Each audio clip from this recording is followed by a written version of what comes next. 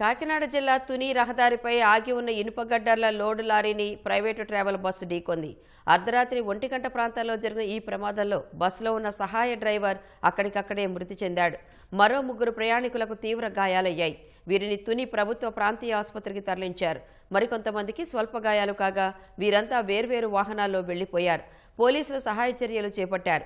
ప్రమాదంలో మృతి చెందిన రమేష్ విజయవాడకి చెందిన వ్యక్తిగా పోలీసులు గుర్తించారు. విశాఖపట్నం నుంచి బస్సు విజయవాడకు వెళ్తుండగా ఈ ప్రమాదం జరిగింది.